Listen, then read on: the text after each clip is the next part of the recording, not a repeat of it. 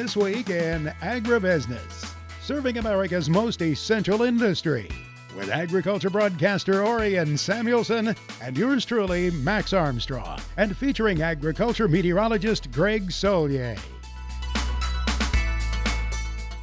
This week in Agribusiness is brought to you by Firestone. You never farm alone. With the Easter celebration upon us, the incredible egg takes center stage. Hello, folks. Welcome to This Week in Agribusiness, and a happy Easter to all of those of you celebrating this weekend.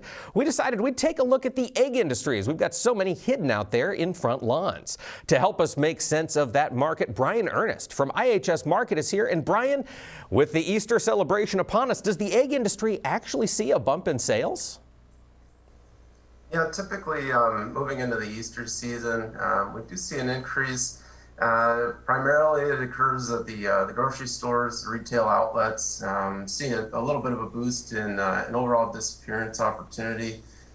Usually there's some retail feature activity that kind of tends towards the shelf, and but in addition to that, we ahead of us typically have additional opportunity to clear more eggs through the food service space as well. Well, the food service space, Brian, that's been a challenge for egg producers this past year. Anybody producing food for restaurants has seen some craziness this past year. Are things getting better in the egg industry? Well, it's it's been difficult to navigate from a producer standpoint. What we're seeing there, if we turn back the clocks about a year, folks were clamoring to the stores to stock up on eggs. And the dining restrictions left a little bit of a really strong amount of additional supply on the marketplace in liquid, frozen, and dried forms. Now, from a shell standpoint, we saw producers transition more of their production off of the egg products and towards the shell to respond to that increase in disappearance at the retail outlets. Over the last year, we've still seen that ratio favor towards shell production to the point where we're actually producing shell eggs at a historic rate, but seeing a fairly strong decline in the amount of eggs processed into liquid or other various forms as that demand stays around at the retail space. Now, Brian, as you look ahead to this year, as the economy reopens, as folks start going back out, perhaps to celebrate Mother's Day or other events this summer, do you think that ratio is going to swing back in support of egg products, or should producers be moving more permanently into shell production? Well, we do anticipate as folks start getting back into some of their normal habits, going to brunch occasions, breakfast occasions, that egg producers will start to respond to the uptick in demand that comes back there, but it's been really sluggish. The transition back has been slower than what we anticipated, and as a result, we're seeing some tight markets here nearby. Seeing some tight markets in the nearby, but folks are certainly doing their part to help this weekend as they get those eggs out in the field and then enjoy some hard-boiled goodness. Thank you so much to Brian Ernest from IHS Markit.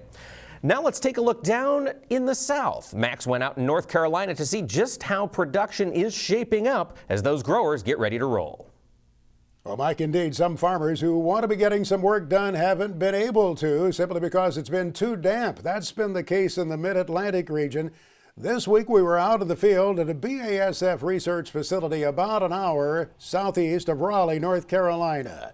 The manager there said, yeah, it just continues to rain. Not excessive rain amounts, but they just continue to get some moisture. It's keeping growers out of the fields.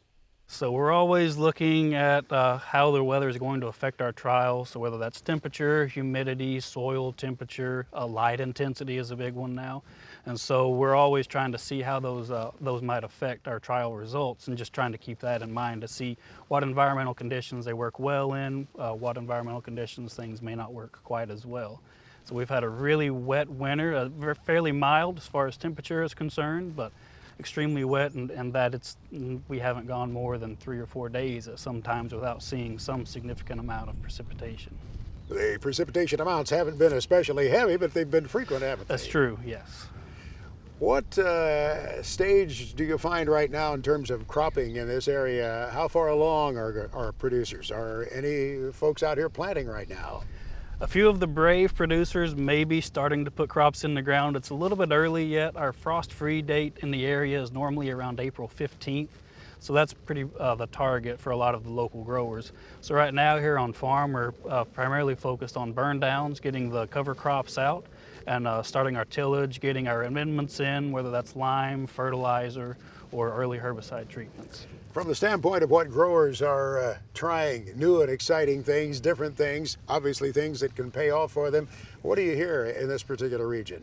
So growers are always trying to push their profiles, trying to see where they can make the most out of their yields or try to optimize their situations, whether that's using earlier varieties or using different crop protection chemicals, trying to see how they're going to perform in their region, on their farm, in their soils. So that's one big thing that we're working on here. We work hand in hand with our trait development groups, our tech service and marketing groups to try to see what's going on within the region and see how our products, how our traits, how our crops are going to perform hand in hand and see what the local region might be working on. There has been a little bit of work done in North Carolina, we understand. After our visit there with Ryan, we understand some growers have been fumigating what will be tobacco fields this year. There's been a little bit of work done in terms of preparing for the planting season, but not much. Pastures have indeed greened up as the temperatures have warmed up there, Mike. Thanks, Max. Farmers across the country have a little more reason to get excited about getting in the field. This past week, the USDA issued a few reports and they got the markets moving. To help us make sense of them, Brian Splitt from agmarket.net has joined us. And Brian, we had the prospective plantings report and the quarterly grain stocks report come out midweek. And let's talk about prospective plantings first. That was the headline that really seemed to grab a lot of folks' attention. What happened in the corn market? It was. So the expectation was that the prospective plantings for corn would come in somewhere, just south of 94 million acres. And so the 91.1 print was definitely less than expected. That had the market limit up. And not only the corn acres, but soybean acres also less than expected. And I think that was the thing that really got the market confused, because where did the acres go? All principal crop acres were down. And so it was limit up for corn, limit up for soybeans. Wheat traded limit up, didn't settle there, but it was a really good day for agricultural commodities across the board. It certainly was. And you mentioned the total principal crop acres came down. Growers were expecting to see roughly 182 million acres in the two principal crops, corn and soybeans. Soybeans came in very, very low versus expectations. Brian, what's your take on that acreage number from the USDA? My take is that acreage number does not work in the balance sheet. 87.6 million acres is not enough. And so if the market is using that information, now the job of the market is to incentivize additional acres. And the only way to do that is by increasing prices. And so we're going to have an economic incentive to get those acreage numbers higher. Now, of course, looking out to the future is what the prospective plantings report does. Quarterly grain stocks, of course, looks back, and it says how many supplies of these various grains are on the farms. What sort of surprises did we get from the quarterly grain stocks report this week? A little revision to the DS1 stocks, so things got a little tighter on corn.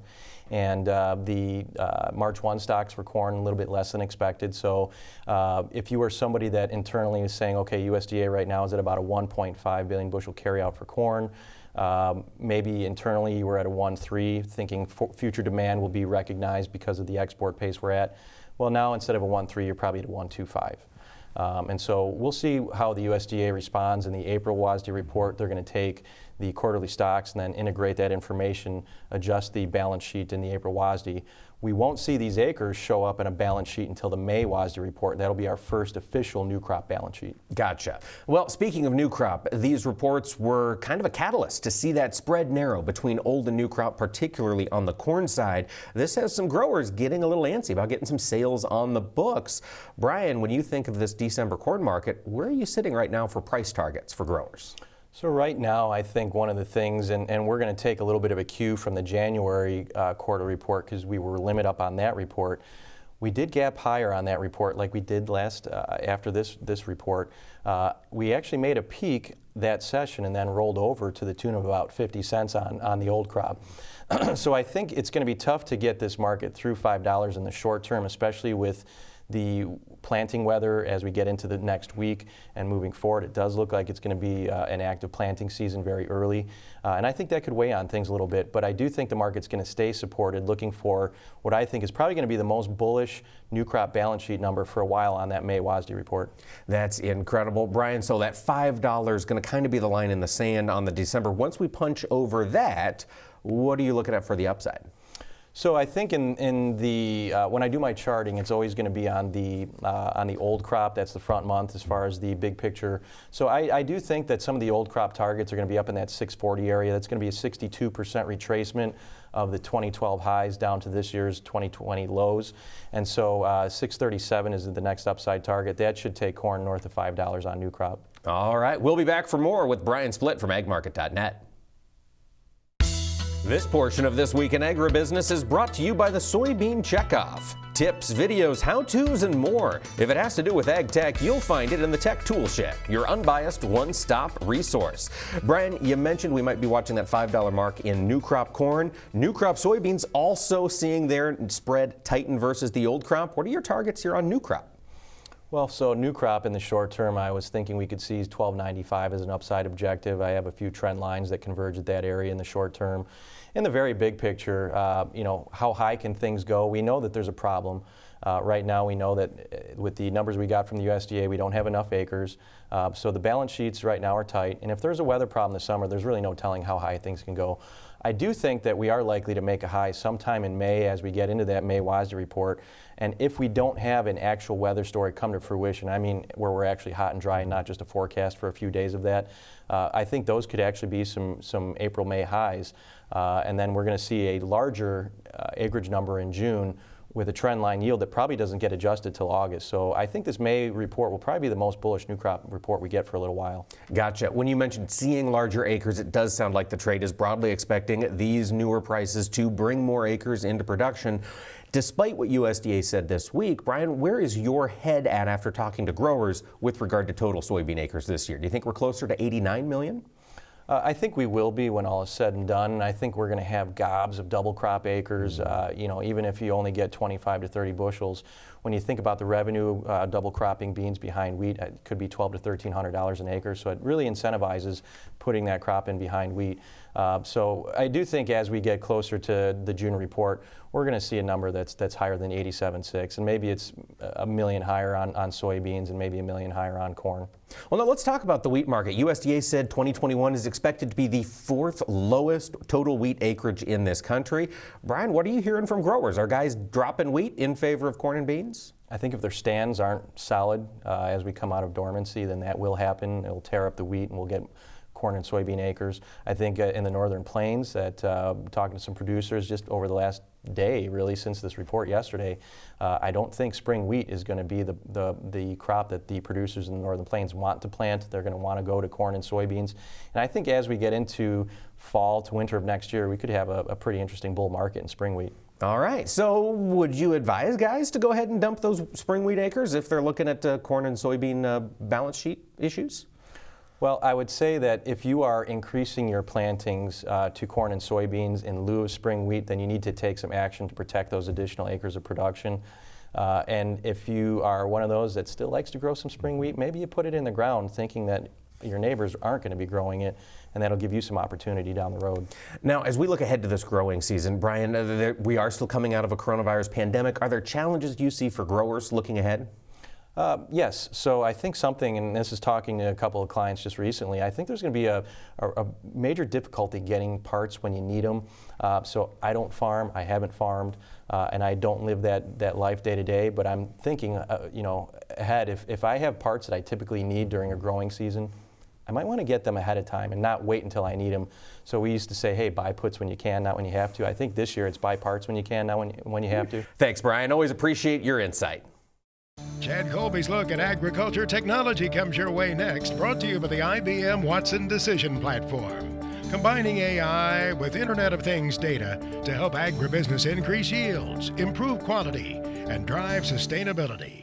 It's been said that a good crop starts with a good stand. Looking at technology, Chad had a chance to talk with Randy Aberle, a producer in Central Illinois who is always pushing the boundaries of planter performance.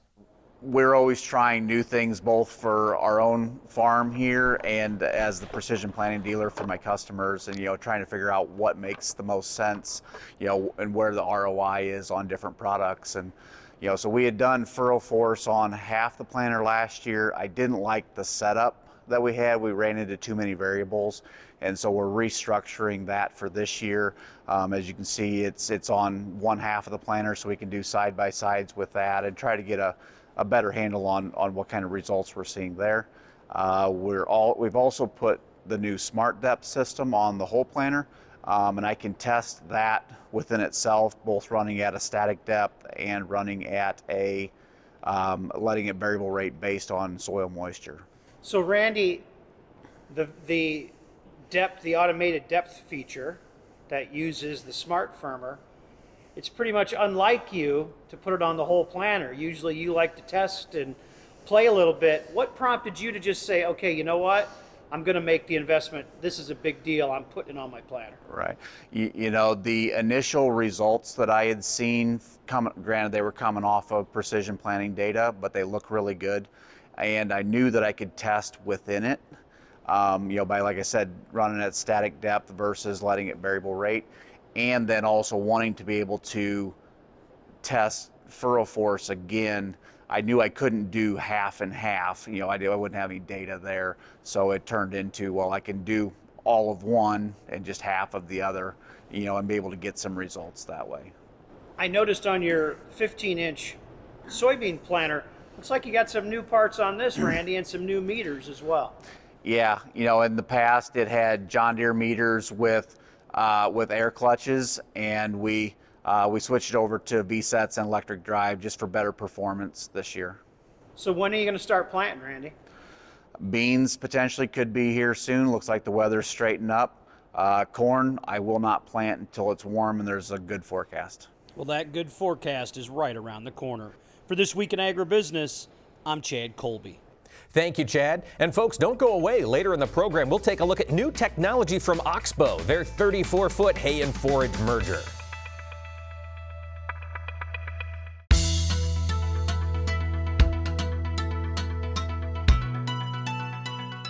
Thanks for joining us on This Week in Agribusiness.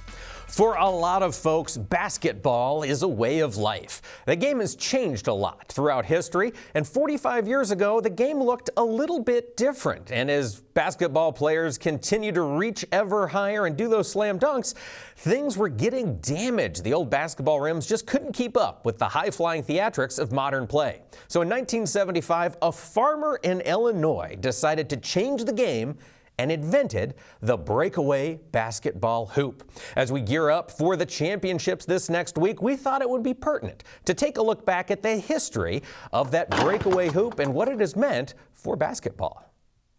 My father was raised farming with his family when he was growing up. As time went on, he got into the elevator business, was a manager for quite a few years, but he was raised as a farmer.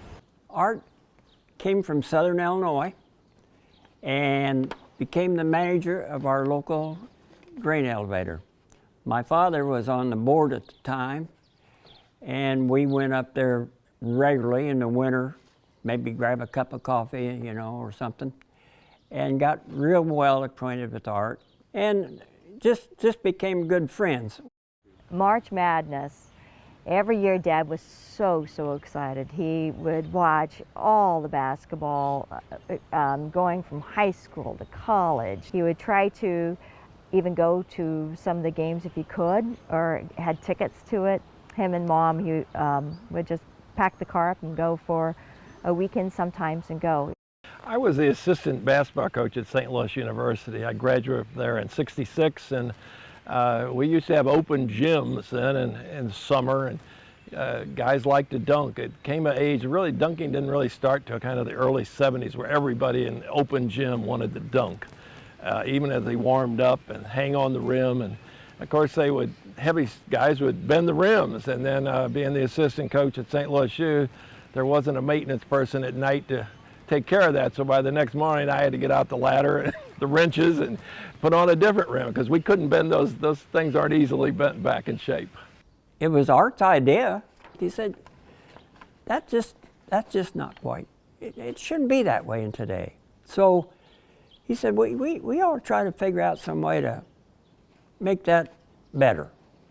And you know, he said, well, we've found this spring that we've put in this, and you know, I'll bring you down one and bring you down a couple. Actually, he probably brought me, it seemed like about 3 or 4, and he said, try to put these on in places where guys are playing in gyms and see what their coaches think. We use the shop here, and I help him find different kind of springs, and we use the shop here. We cut the springs and we grind the springs, and we'd put it together here and find out that wasn't going to work.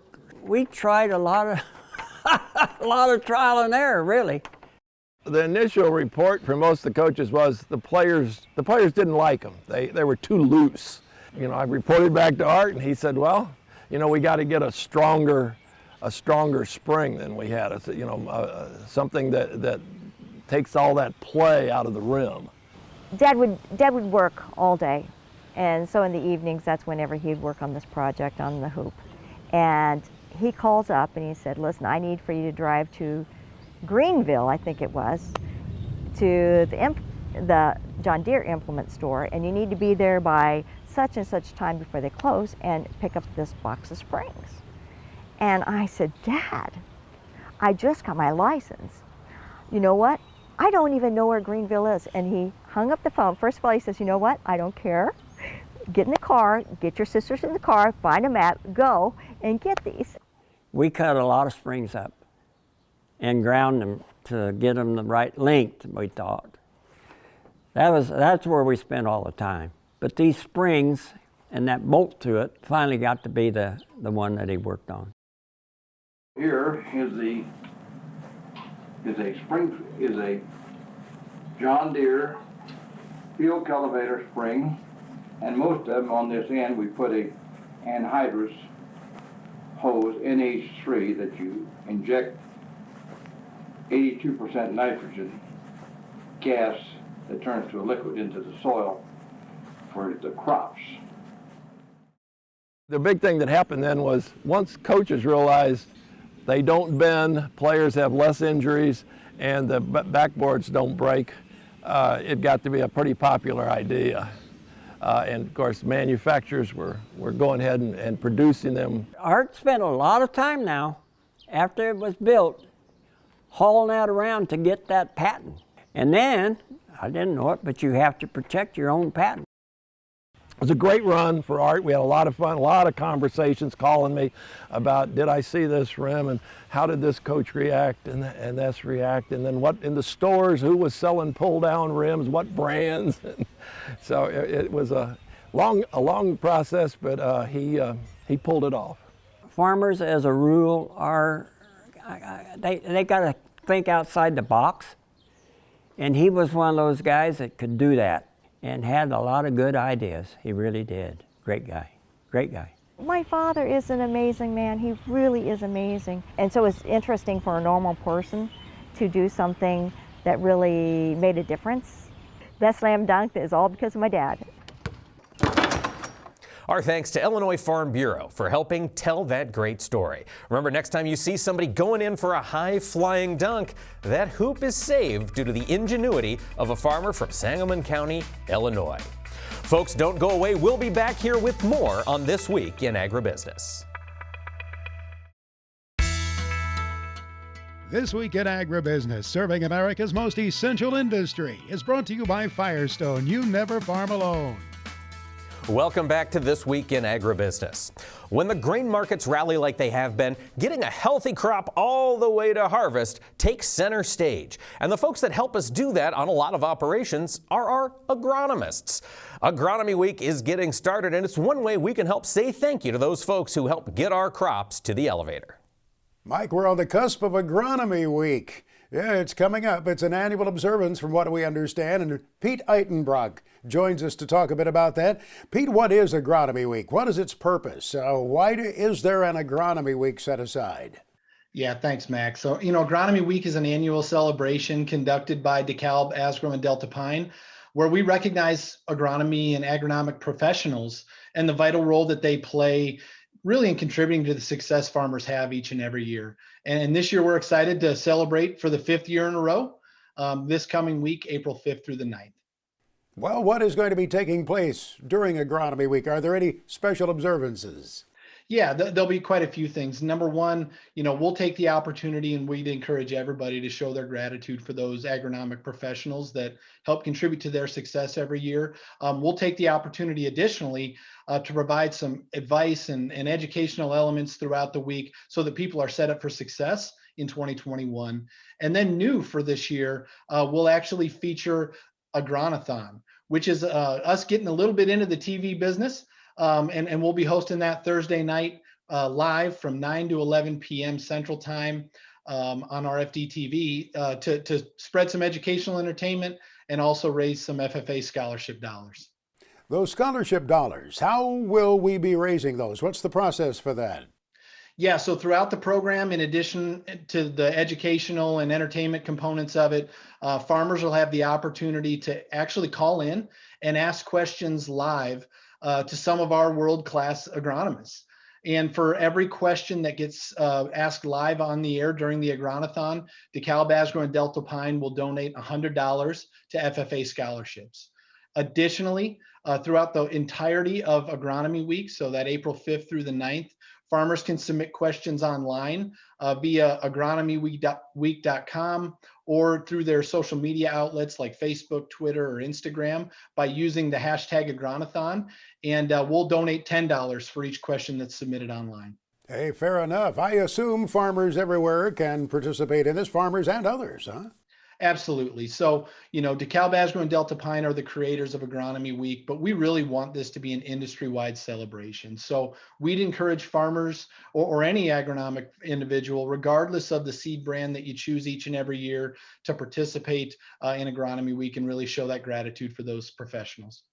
How can folks learn more? I presume there's a website, right? There is. So farmers and folks can visit agronomyweek.com for more information. And on behalf of DeKalb, Asgrow, and Delta Pine, let me be the first to say thank you to all the agronomists out there for the work that you do. And we look forward to a great week. As I often tell farmers, Pete, you need to assemble the best team around you that you possibly can. That, of course, includes financial advice, legal advice, by all means, agronomic advice. That's one of those crucial team members, isn't it? That's right. It definitely takes a team, Max.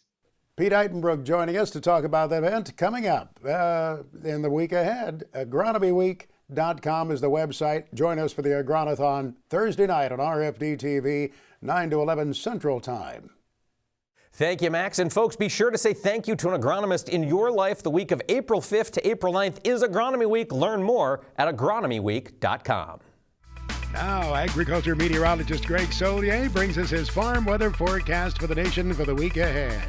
It's presented by Pivot BioProven, the nitrogen-producing microbes that stay put, whether or not. Farmers across the country are getting antsy to get in those fields. Let's look ahead at the forecast. Greg, out on the West Coast, it's been a little bit of activity. Yes. What's coming up in this next week? A couple of more fronts. Happy April, happy Easter weekend as well. And no big problems, I think, on the Bunny Trail into the Pacific Northwest. A little dash of moisture here and there. Fronts have made their way west to east over the past couple of weeks, and there's been a general, at least a subtle improvement to dryness and drought in that particular part of the country. A little wedge of some cooler to colder air, but on the front side of this weather system, the feel of springtime, if not early summer. Yeah, I know it's drought ridden, but nonetheless, can't complain about 80-degree warmth. That 80-degree warmth will be replaced by some cooler, more seasonal conditions, but an absence of any organized rains again. So the drought pattern continues here, somewhat milder across the Intermountain West. The next weather system fairly benign. A couple of showers, Northern California, coastal sections of the Northwest late in the week. An upper system, a front moving on through, and of course dryness and drought, the story on what's been a disappointing winter rain and snow season in the southwestern part of the country. In California, a couple of hit-and-miss showers anticipated. There is a feel of summertime and a couple of showers and thunderstorms too over the drought areas of the plains. You get farther east of here though, we have had some improvement across Kansas and Oklahoma. Later in the week, that front kind of washes on out, stalls out through the desert southwest, a couple of sprinkles and snowflakes over the southwestern mountains. Late in the week, maybe Bay Area northward, a bit of of rain, a little onshore moisture into Southern California, and a stray shower for the south end of winter wheat. Otherwise mild and dry as you venture on to the north. Greg, across the Corn Belt this past week, some strong winds raised some fire concerns. Is that going to be an issue heading into next week? I think early on into this warm up over the dry areas, the drought areas had some going on, and still in some sections around the Black Hills. Of course, the epicenter, some of this dryness and drought, which is sprung to light, is playing out here across North Dakota. A couple of fast moving showers. There's more wind, but a warm up 60s, 70s, maybe a push to 80-degree warmth. There will be some early season field work in some areas of the heartland here this week. Before this front, a weak one coming on through. A couple of scattered showers over the western Corn Belt, slightly cooler air for the Lakes region. Warm weather continues and much needed dry time for the Ohio River on southward. Again, we've had drought improvement here, ongoing here, and a couple of showers and thunderstorms, gusty wind, and a summer feel over the southern plains Delta region and across the deep south and southeastern part of the country. That front moves on through, stalls out South Texas. More drought issues here as well. A stray shower, otherwise plenty of outdoor work opportunities, southern plains into the Delta region late in the week. Greg, you mentioned some drying time over the Ohio Valley. Is that dryness going to extend all the way to the East Coast?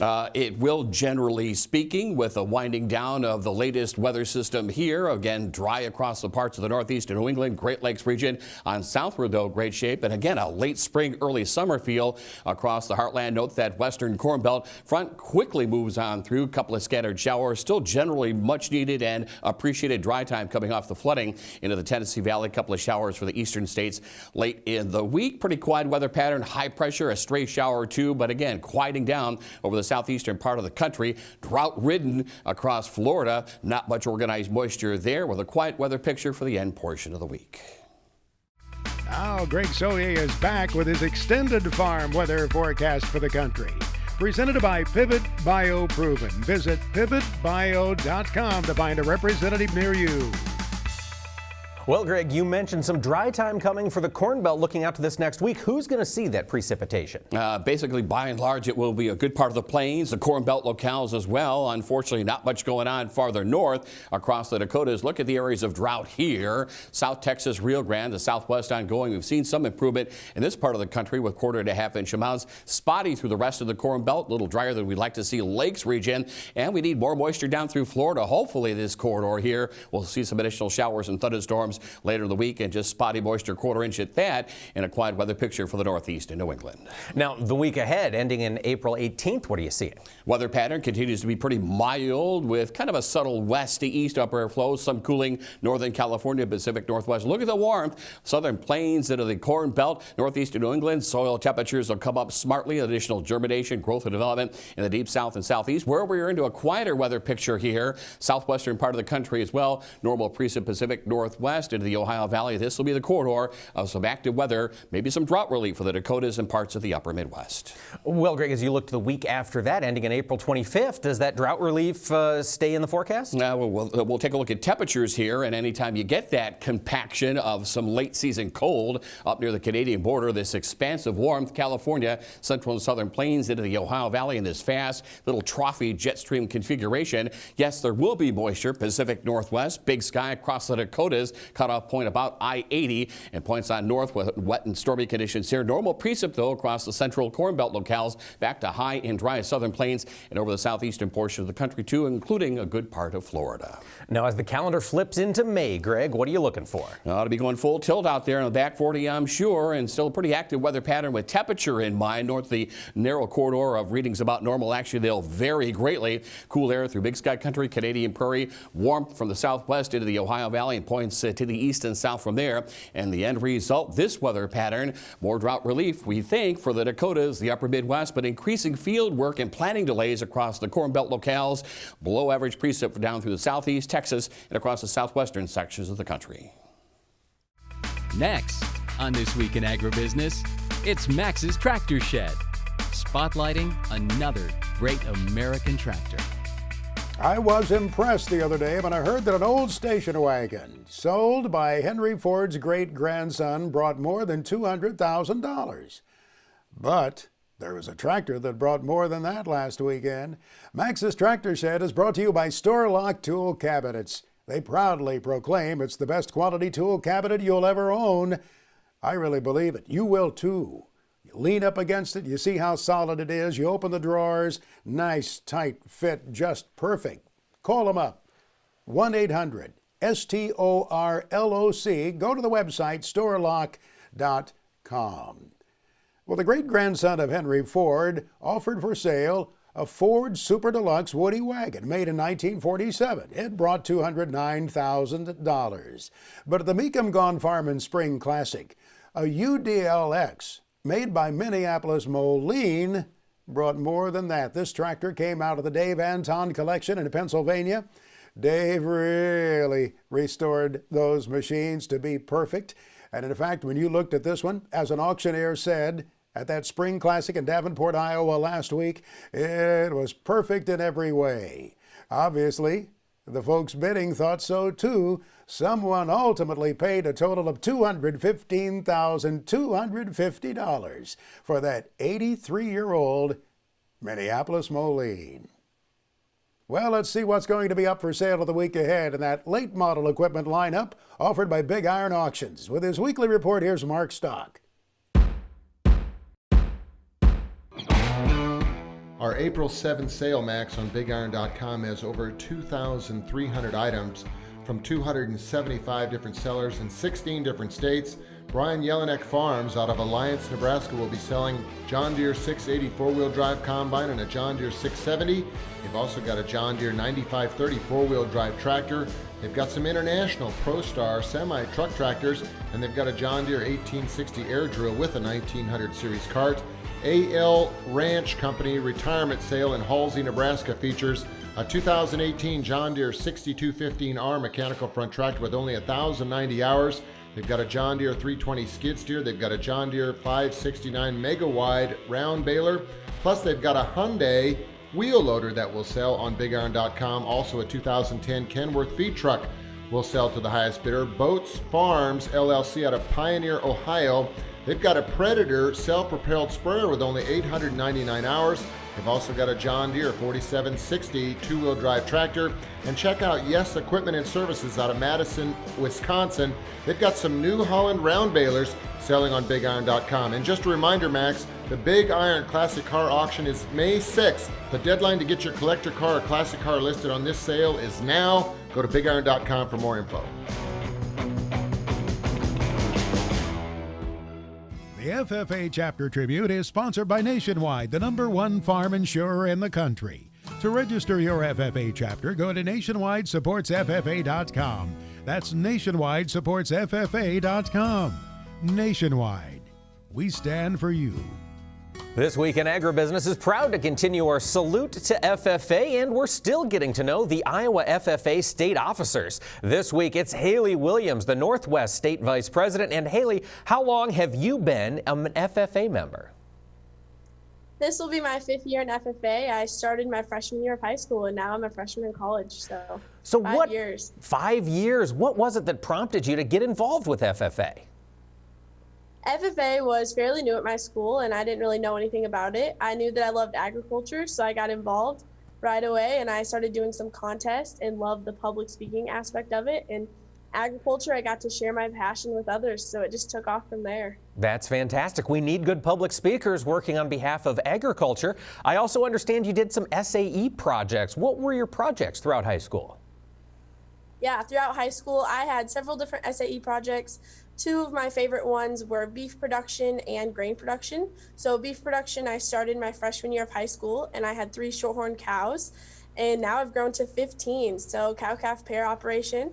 And then grain production is also my other one, and we have a crop farm, so every time I run grain cart in the fall and then also help out in the spring, I log some hours for that. So getting to help my dad do what I love. Fantastic. And now you're serving as the Northwest State Vice President. Haley, what do you do in that role? Yeah, throughout the past year, we've held various conferences, and some have been virtual due to the COVID pandemic, but we've been blessed to be able to hold a lot in person. So from Colt Conference, where we train chapter officers, to GFU Conference, where we just let freshmen know what FFA is all about. And now we're getting ready to plan the 93rd Iowa FFA Leadership Conference in Des Moines this year. So fantastic. Small conference. When is the Leadership Conference? That will be held April 19th and the 20th. Fantastic. Haley Williams, Northwest State FFA Vice President for Iowa. Now, Samuelson Says. Insight and commentary from Orion Samuelson. I tend to not discuss personal events on Samuelson Says, but will you allow me an exception this week because I had some interesting events take place. Number one, for the first time this year, for a gentleman who flies a great deal, I had my first commercial airline flight, flying from Chicago to Phoenix. Secondly, I celebrated my birthday. Thanks to Max Armstrong, my colleague, who let everybody know on internet, and thanks to all of you who sent me birthday greetings. And it was my 87th, but I plan to celebrate a few more, so be with me on that.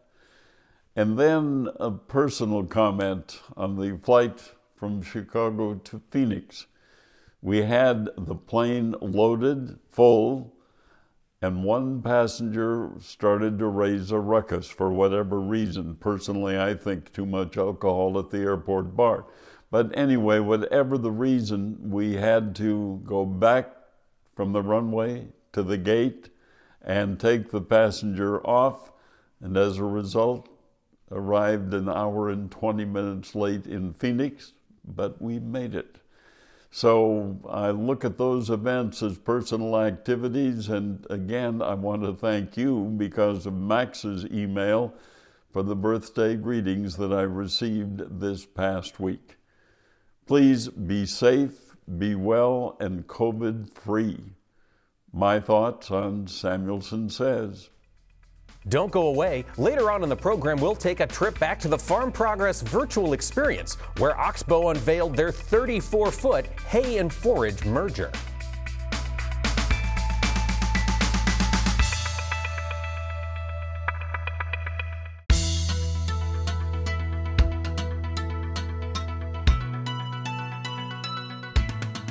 If you're in the forage business, growing a good crop is job one, but getting that crop out of the field well cared for is certainly very important.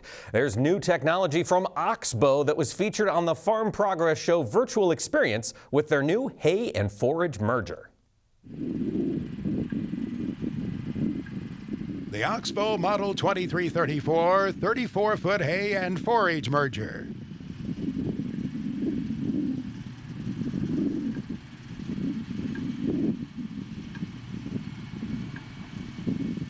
Oxbow 2000 series mergers are designed to enhance the productivity of the hay harvest, with the capacity to handle large crop volumes at higher speeds, while also improving windrow consistency.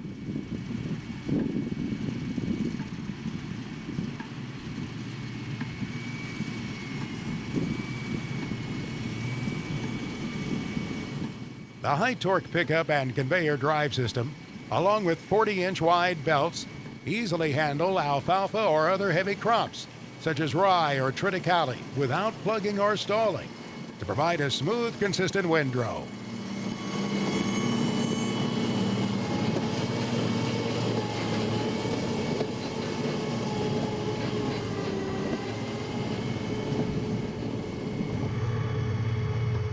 The heavy-duty pickup drive motors and split-tine rubber-mounted pickup fingers pick the crop cleanly, leaving the dirt and rocks in the field. The result is a higher quality feed with lower ash content and less leaf loss.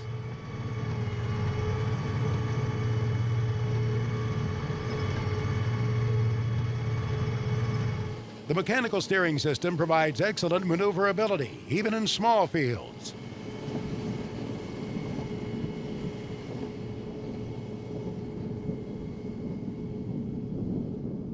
The easy-to-use control system features a simple switch box for operator convenience and ease of use.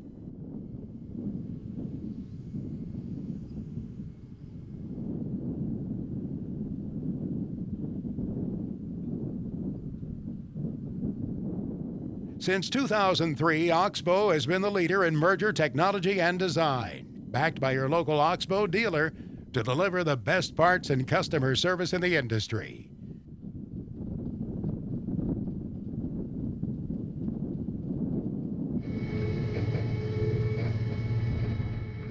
5 pull type and a self-propelled model are available, ranging from 12 to 40-foot pickup widths, including the new Model 2340 being introduced for 2021.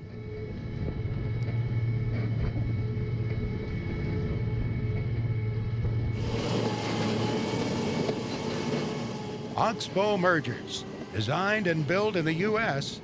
for professional operators.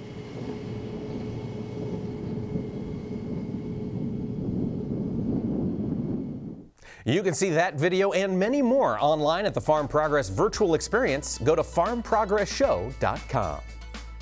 Thanks to all of you for tuning in. We look forward to seeing you next time here on This Week in Agribusiness. Closed captioning for This Week in Agribusiness is brought to you by Kubota. Shape your world. This Week in Agribusiness is brought to you by Firestone. You never farm alone.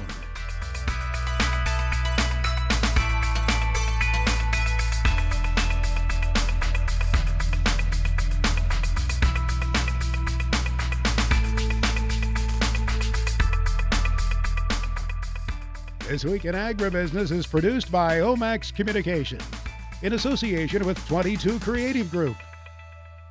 We invite you to visit us online at agbizweek.com.